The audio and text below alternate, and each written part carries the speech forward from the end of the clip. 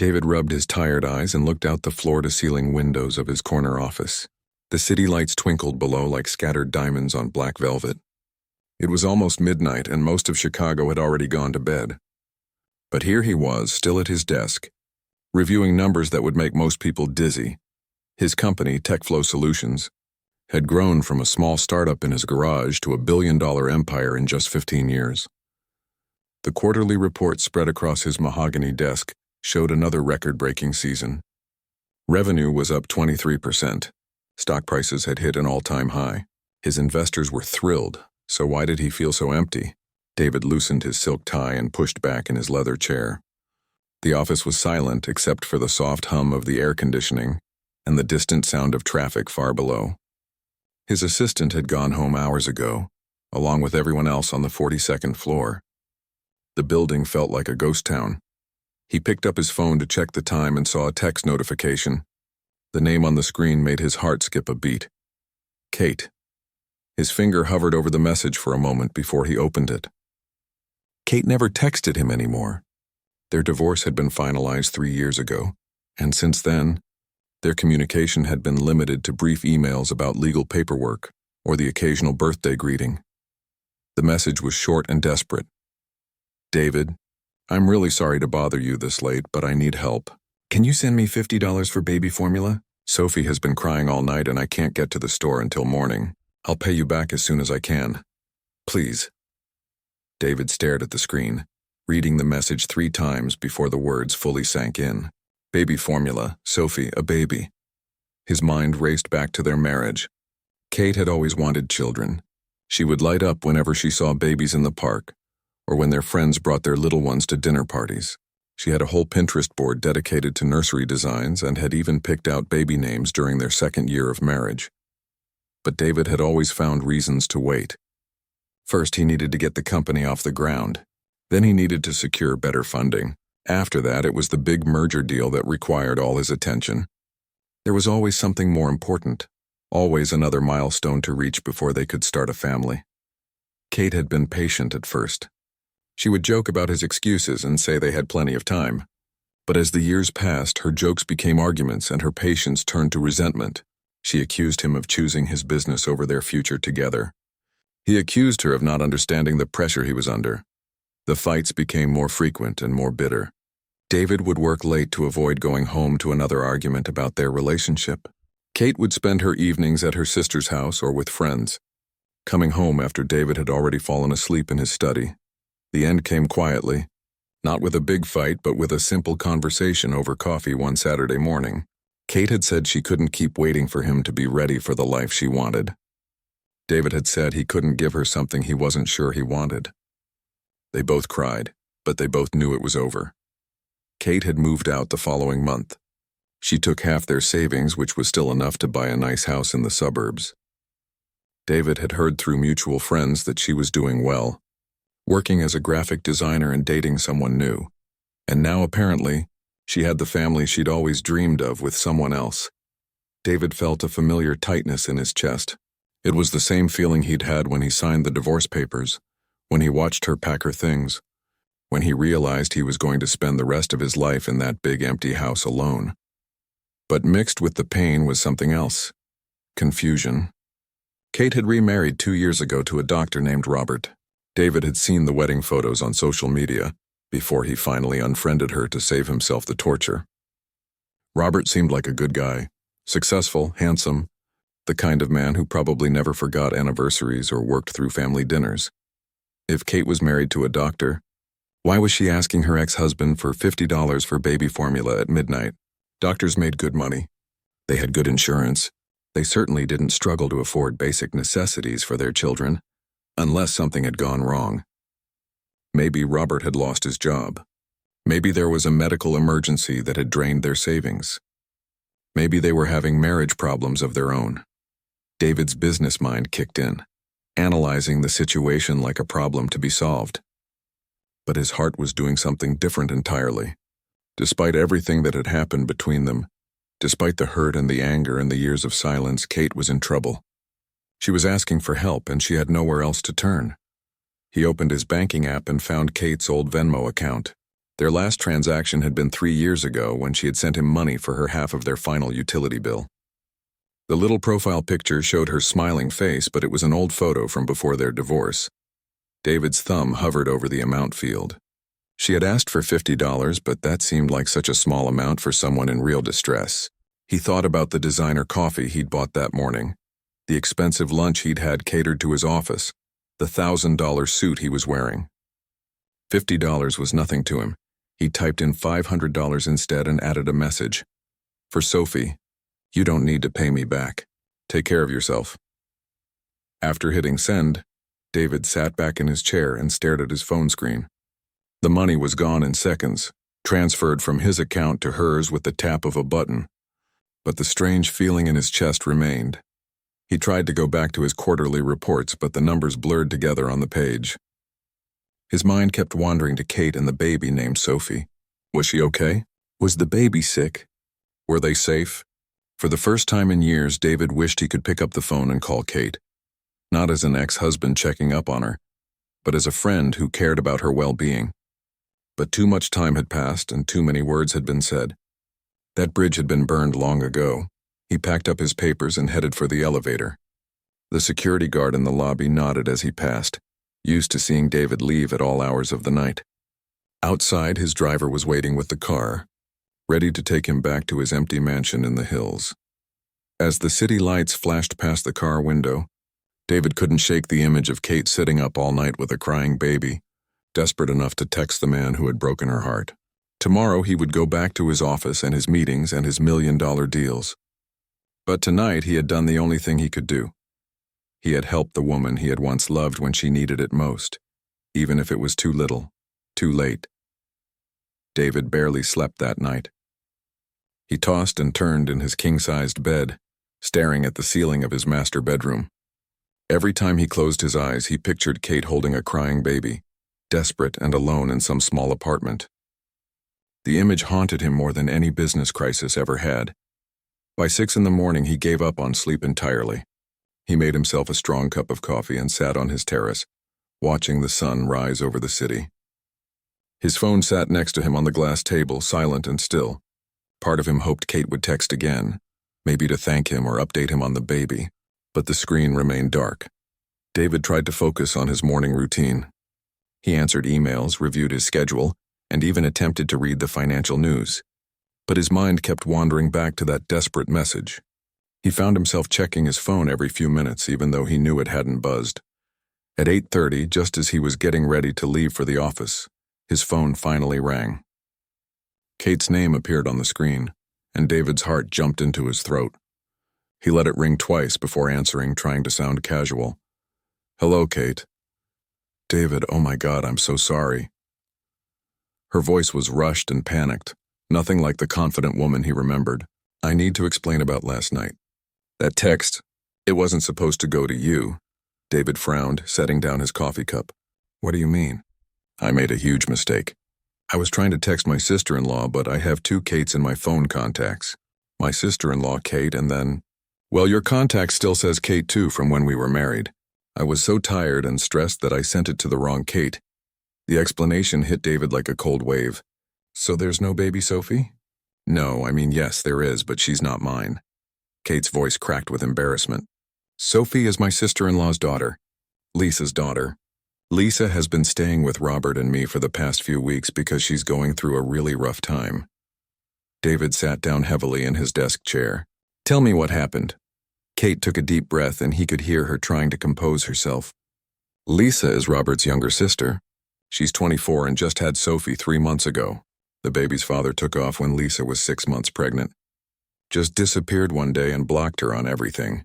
Lisa has been trying to make it work on her own, but it's been so hard. Where is she now?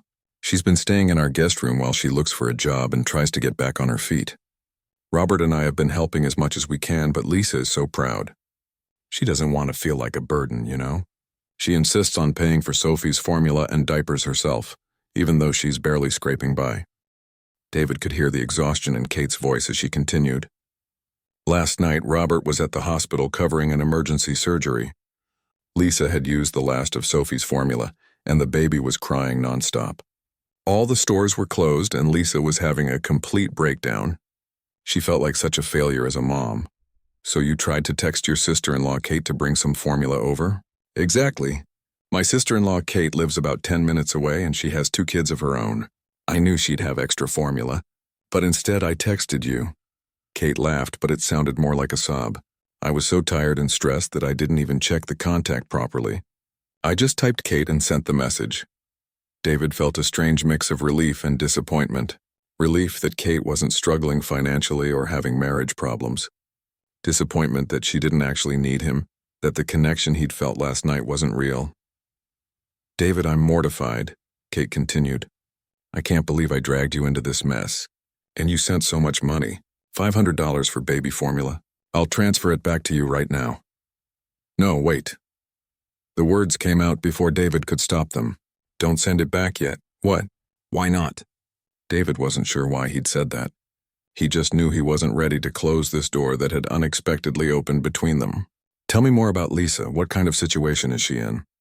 Kate paused, probably wondering why her ex-husband wanted to know about her sister-in-law. It's complicated. Lisa was in college studying business when she got pregnant. She had to drop out because she couldn't afford both tuition and medical bills.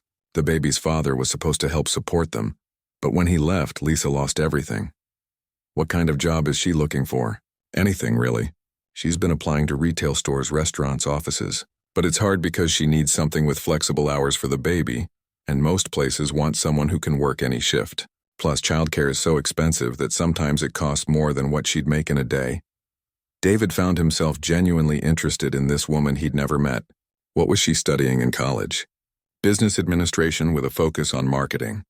She's actually really smart and creative. Before she got pregnant, she had this whole plan to start her own social media consulting business. She even had a few small clients lined up, but then life happened and all those dreams got put on hold. An idea began forming in David's mind, but he pushed it away. This wasn't his problem to solve. Lisa was a stranger, and he had no business getting involved in her life. But something about her story reminded him of his own early days as an entrepreneur, when he was struggling to get his company off the ground. Is she staying with you and Robert long term? We told her she could stay as long as she needs, but I know she wants to be independent. She talks about finding her own place all the time, but with a new baby and no steady income. Kate trailed off. Listen, David, I really appreciate that you helped last night, even though it was a mistake. But I should give you your money back and let you get on with your day. Actually, David said slowly, I'd like to meet Lisa. The silence on the other end of the phone stretched for several seconds. You want to what? I want to meet her. And the baby. David, why would you want to do that? You don't know Lisa and you've never been interested in babies. That stung, but it was fair. During their marriage, David had avoided their friends' children like they carried some contagious disease. He'd always claimed to be too busy or too tired to hold babies or play with toddlers at parties. I know it sounds strange, David admitted, but something about her story. I don't know. Maybe I can help. Help how? I'm not sure yet. Maybe with job leads or connections or just advice about starting a business. I remember what it was like to struggle as a young entrepreneur. Kate's voice turned cautious. David, Lisa isn't a charity case. She's a proud woman who's been through enough already. If you're looking for some kind of tax write-off or good deed to make yourself feel better. It's not like that, David interrupted, though he wasn't entirely sure what it was like. Look, I sent that money last night thinking it was for you and I didn't hesitate for a second. When I found out it was for someone else who needed help, that didn't change anything for me. If anything, it made me want to help more. This is really weird, David, I know. But will you at least ask Lisa if she'd be willing to meet? No pressure, no strings attached. Just a conversation. Kate sighed deeply. I'll talk to her. But I'm not making any promises. And if she says no, you have to respect that and stay out of it. Of course. And David, this doesn't change anything between us. We're still divorced and we're still living separate lives. I understand. After Kate hung up, David sat in his quiet office, staring out at the city below. He wasn't sure what he was doing or why he felt so compelled to get involved in a stranger's life. All he knew was that for the first time in years, he felt like he might have a chance to do something that actually mattered. 3 days passed before Kate called David back. He had thrown himself into work, attending meetings and reviewing contracts. but his mind kept wandering to the conversation they'd had. Every time his phone buzzed, he hoped it was news about Lisa. When Kate finally called, her voice was cautious. "I talked to Lisa. She's willing to meet you, but she has some conditions." "What kind of conditions?" "First, no charity. She doesn't want your money or your pity. Second, if this is some kind of game or experiment to you, she's not interested. She's been through enough already." David felt a sting of shame. "What did you tell her about me?" "The truth. That you're my ex-husband. That you own a successful company and that you somehow want to help her. She asked if you were the type of person who helps people to make yourself feel better, or if you actually care about the outcome." "What did you say?" Kate was quiet for a moment. "I told her I honestly wasn't sure. The David I was married to wasn't exactly known for his selfless acts of kindness. But people change, I guess. That hurt, but David knew he deserved it. During their marriage, he had been generous with money but stingy with time and attention. He bought expensive gifts instead of showing up for important moments. He donated to charities but ignored the homeless man who sat outside his office building every day. "When can I meet her?" "Tomorrow afternoon." "But David, I'm warning you. Lisa is smart and she can see right through people. If you're not genuine about this, she'll figure it out in about 5 minutes." The next day, David found himself more nervous than he'd been before any business presentation. He changed his outfit 3 times, finally settling on jeans and a simple button-down shirt. He didn't want to look like he was trying too hard, but he also didn't want to seem like he wasn't taking the meeting seriously. Kate and Robert lived in a beautiful 2-story house in a quiet neighborhood about 20 minutes from downtown. David had driven past it once during the divorce proceedings but had never been inside. When Kate opened the front door, they both stood there awkwardly for a moment. "You look good," Kate said finally. "Less tired than usual?" "Thanks." "You too." And she did. Kate looked relaxed and happy in a way that David remembered from their early dating days. Robert appeared behind Kate, extending his hand with a warm smile. "David, good to finally meet you properly. Kate's told me a lot about you." David shook his hand, surprised by how friendly Robert seemed. He had expected some tension or awkwardness, but Robert treated him like an old friend rather than his wife's ex-husband. "Lisa's in the living room with Sophie," Kate said, leading him through the house. "Just remember what I said about being genuine." When they entered the living room, David saw a young woman sitting on the couch with a baby in her arms. Lisa was prettier than he had expected, with dark hair pulled back in a messy bun and tired eyes that seemed older than her 24 years. The baby, Sophie, was small and perfect with tiny fingers wrapped around her mother's thumb. Lisa looked up at David with a direct, measuring gaze. "So you're the famous ex-husband." David felt himself being sized up and found himself respecting her directness. "I'm David. Thank you for agreeing to meet me. Kate says you want to help me, but she couldn't really explain why, so I figured I'd hear it straight from you." Lisa shifted Sophie to her shoulder and gestured for David to sit in the chair across from her. "What's this really about?" David sat down, realizing he didn't have a prepared answer. "Honestly, I'm not entirely sure. When I got Kate's text the other night, I thought she was in trouble and I wanted to help. When I found out it was actually you who needed help, that feeling didn't go away. But you don't know me." "No, I don't. But Kate told me about your situation, and it reminded me of myself when I was starting out.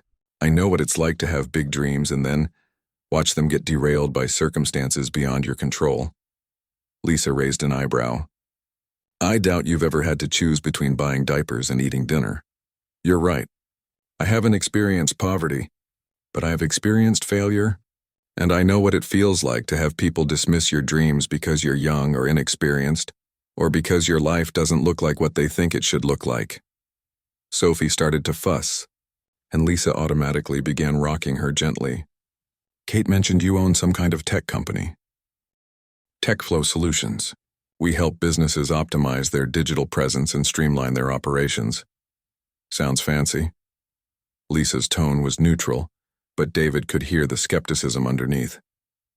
"It sounds fancier than it is. When I started the company, I was working out of my garage and living on ramen noodles. My first office was a corner of a friend's basement that flooded every time it rained hard."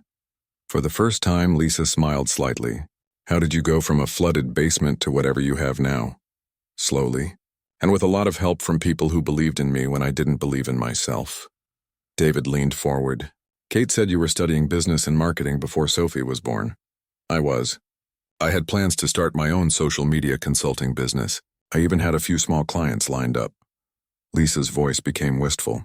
But then life happened and those plans got put on hold indefinitely. What kind of clients? Small local businesses mostly. A bakery, a boutique clothing store, a fitness instructor. People who knew they needed an online presence but didn't know how to build one or maintain it. David felt a spark of genuine interest. That's actually a smart niche. Small businesses often get overlooked by the big marketing agencies, but they're the ones who need the help the most. Exactly. And they can't afford to pay the big agency prices, so there's room for someone to come in with good service at reasonable rates. Lisa's eyes lit up as she talked about her business idea. I had this whole plan worked out. I was going to start with social media management and then expand into web design and online marketing.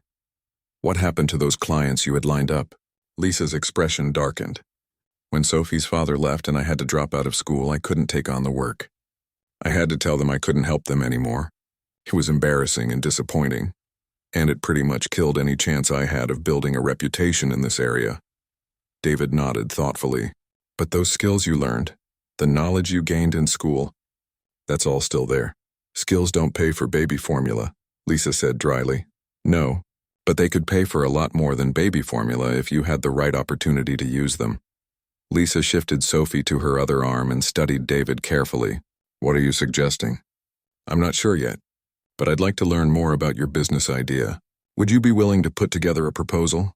Nothing formal, just an outline of what you wanted to do, how you plan to do it, and what kind of support you'd need to get started. Why? Because maybe there's a way to make it work, and maybe I can help you figure out how. Lisa was quiet for a long moment, looking down at Sophie's sleeping face. I don't want charity, David. I don't want you to create some fake job for me because you feel sorry for me. I'm not interested in charity either. I'm interested in good business ideas and talented people who can execute them. If your idea has merit, then it's not charity to support it. It's an investment. And if my idea doesn't have merit, then I'll tell you that too. But I won't know until I see what you're thinking. Lisa looked over at Kate, who had been quietly watching the conversation from the doorway. Kate gave her a small nod of encouragement. Okay, Lisa said finally. I'll put something together. But I want to be clear about something. If this goes anywhere, I want to earn whatever I get. I don't want special treatment or lowered expectations because I'm a single mom or because I'm your ex-wife's sister-in-law. I wouldn't respect you if you wanted anything less, David said. As he drove home that evening, David felt something he hadn't experienced in years. He felt excited about the possibility of helping someone build something from the ground up. For the first time since his divorce, he had something to look forward to that had nothing to do with quarterly profits or stock prices.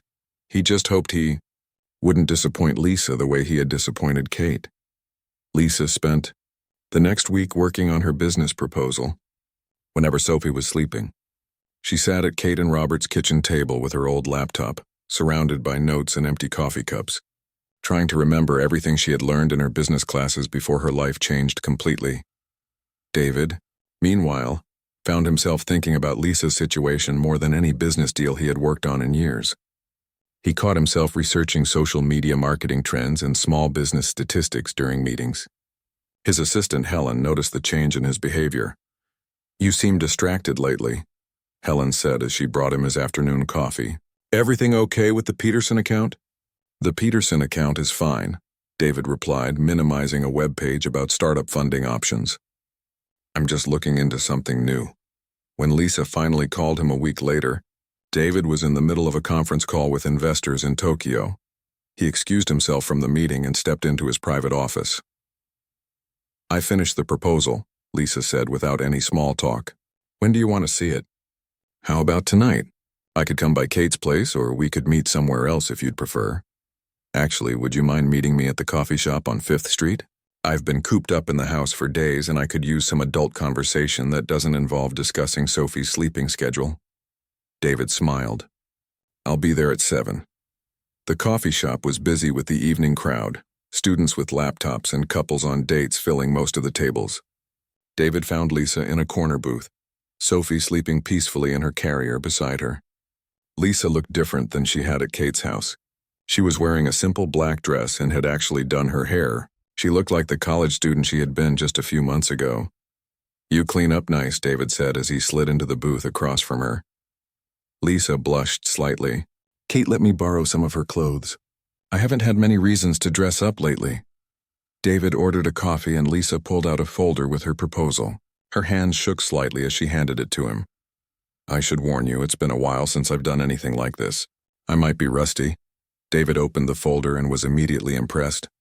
The proposal was thorough and well organized, with market research, competitor analysis, and detailed financial projections.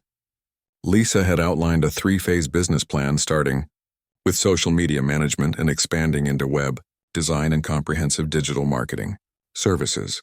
"This is really good," David said after reading through the first few pages. "You've identified a clear market need and you have a realistic plan for addressing it. You sound surprised." "I'm not surprised that you're smart. I'm surprised that you put this much work into something when you weren't even sure I was serious about helping." Lisa stirred her latte thoughtfully. "I needed to know for myself if this was still something I wanted to do. Writing it all out reminded me how much I loved this stuff before everything got complicated."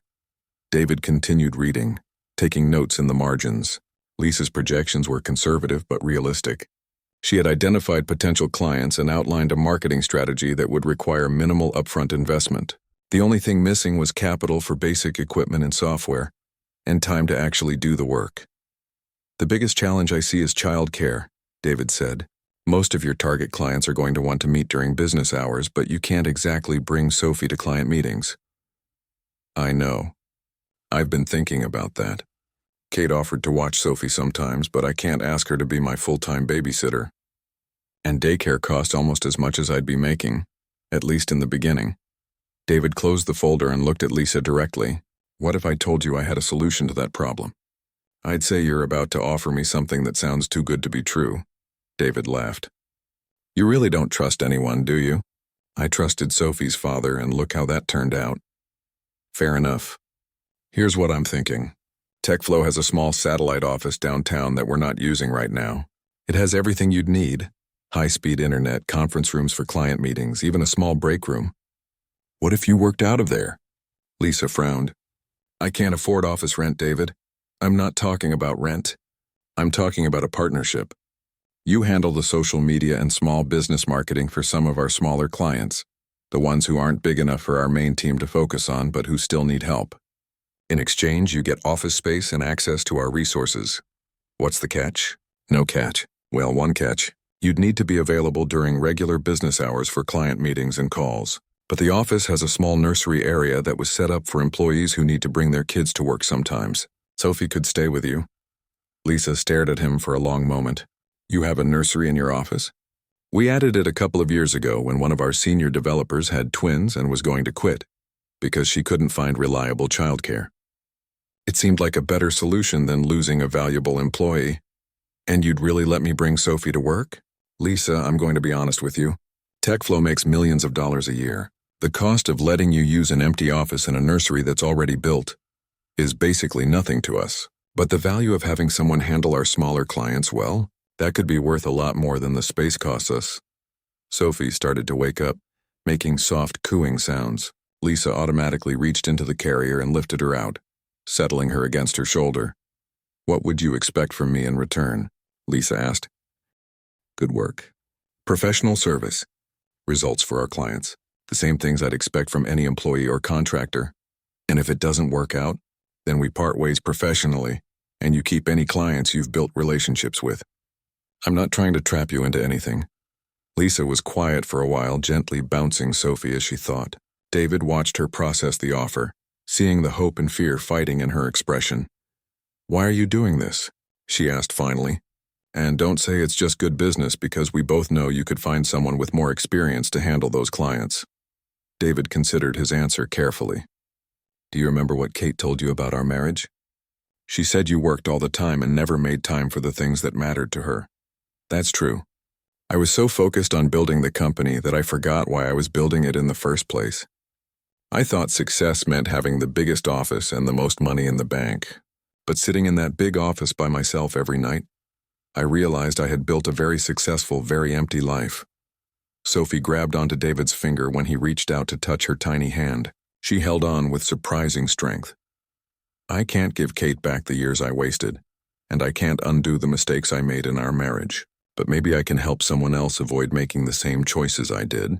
Maybe I can help you build something that matters without sacrificing everything else in the process. Lisa looked down at Sophie, who was now holding both her mother's thumb and David's finger. When would I start? Whenever you're ready. Tomorrow, next week, next month. This isn't going anywhere. I'd want to start small, maybe just a few hours a day at first until I see how Sophie does in a new environment. That sounds perfect. Lisa finally smiled, the first real smile David had seen from her. Okay, let's try it. As they walked out of the coffee shop together, David felt something he hadn't experienced since the early days of his company. He felt like he was building something that mattered, something that would make a real difference in someone's life. And for the first time in years, that felt more important than any profit margin or quarterly report. He just hoped he was right about Lisa's potential, because he was about to bet both their futures on it. 6 months later, David walked through the halls of his downtown office building with a lightness in his step that his employees hadn't seen in years. He was heading to the satellite office on the 3rd floor, something he found himself doing more often these days. As he approached the glass doors, he could hear Lisa's voice through the conference room walls. She was on a video call with a client, her laptop open in front of her while Sophie played quietly in a portable playpen nearby. Lisa had transformed the small office space into something warm and professional, with plants on the windowsills and Sophie's toys neatly organized in colorful bins. I think increasing your posting frequency to 3 times a week would give us better engagement without overwhelming your followers, Lisa was saying to someone on the screen. And if we focus on behind-the-scenes content, your customers will feel more connected to your brand story. David smiled as he listened. In the past 6 months, Lisa had exceeded every expectation he'd had. She started with 3 small clients and now managed social media and digital marketing for 12 businesses. More importantly, every single client had seen measurable growth in their online presence and sales. The conference room door opened and Lisa emerged, closing her laptop with satisfaction. She had gained confidence over the months, and it showed in everything from her posture to the way she dressed. Today she wore a navy blazer over dark jeans, looking every bit the successful businesswoman she was becoming. How did the call go? David asked. Really well. Thompson's Bakery wants to expand their social media package to include email marketing. They've seen a 30% increase in online orders since we started working together. Sophie looked up from her toys and reached her arms toward David. At 9 months old, she had become comfortable with him, often babbling happily when he visited the office. David picked her up and she immediately grabbed for his tie. Someone's getting big, he said, bouncing her gently. And heavy. Tell me about it. I think she's going through a growth spurt. Lisa packed up her laptop and gathered Sophie's things. Actually, I wanted to talk to you about something. Do you have a few minutes? They walked to David's main office on the 42nd floor. Sophie content to ride in David's arms and look out the huge windows at the city below. His assistant Helen smiled when she saw them coming. There's my favorite little visitor, Helen said, making funny faces at Sophie, and her very successful mom. Lisa blushed at the compliment but smiled with pride. Over the month, she had won over David's entire staff with her work ethic and genuine personality.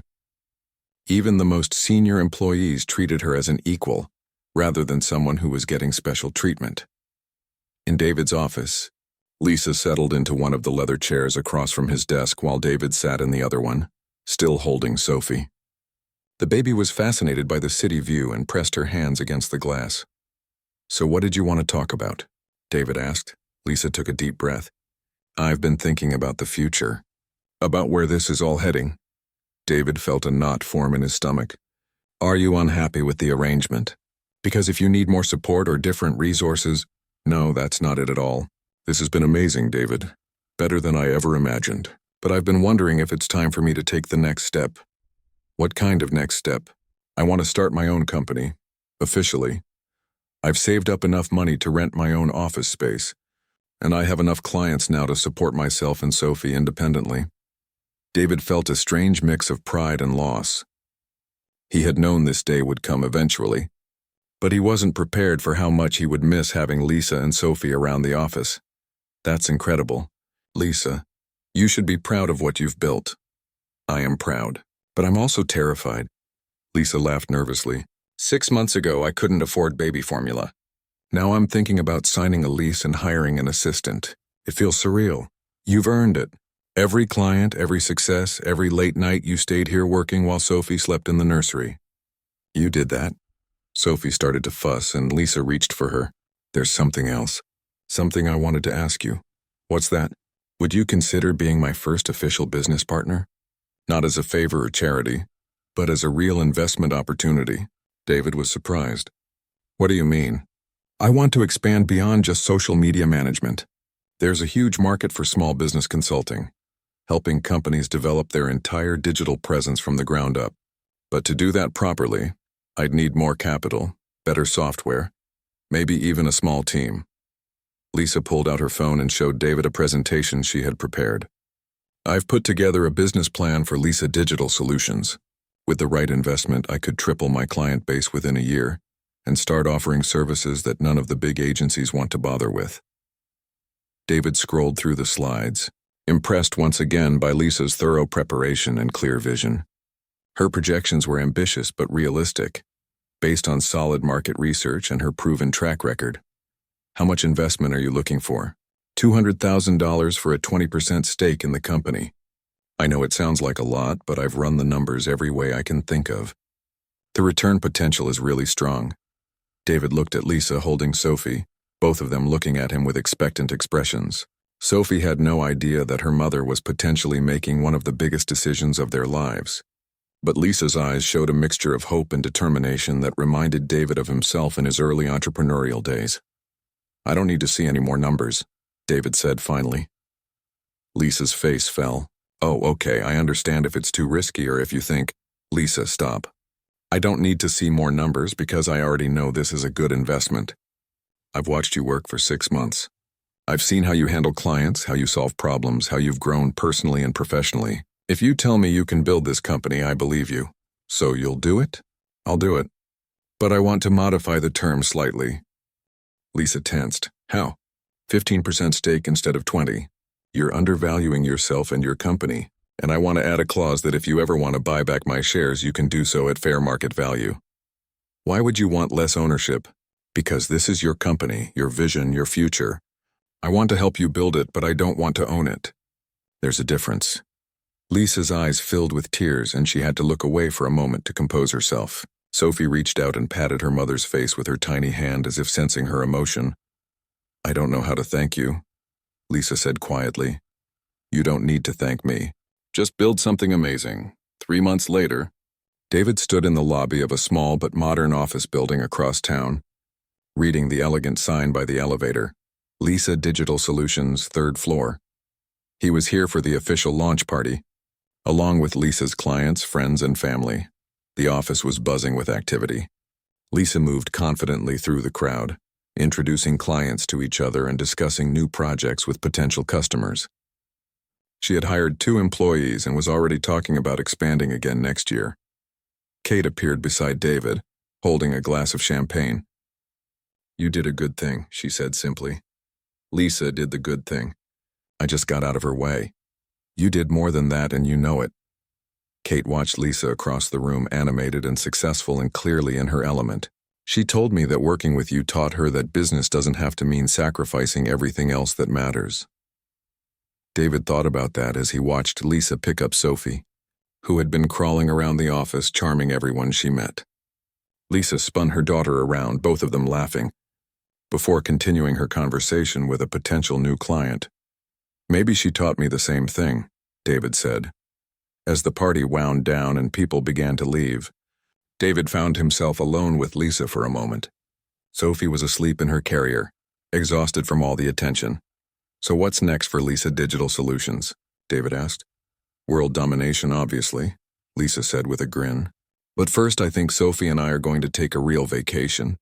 Maybe somewhere with a beach where she can play in the sand? That sounds perfect. What about you? Any vacation plans? David thought for a moment. For the first time in years, the idea of taking time off didn't fill him with anxiety about what might happen to his company while he was gone. Maybe. I've been thinking about visiting my sister in California. I haven't seen my nephew since he was Sophie's age, and he's probably forgotten I exist. You should go. Family is important. As David walked to his car that evening, he realized that the empty feeling that had plagued him for years was finally gone. He had learned that success wasn't just about building something big, but about building something that mattered. And sometimes the most important thing you could build was someone else's dream. His phone buzzed with a text from Lisa. "Thank you for believing in us when we couldn't believe in ourselves." David smiled as he started his car. For the first time in his life, he felt like he had gotten the most important things exactly right.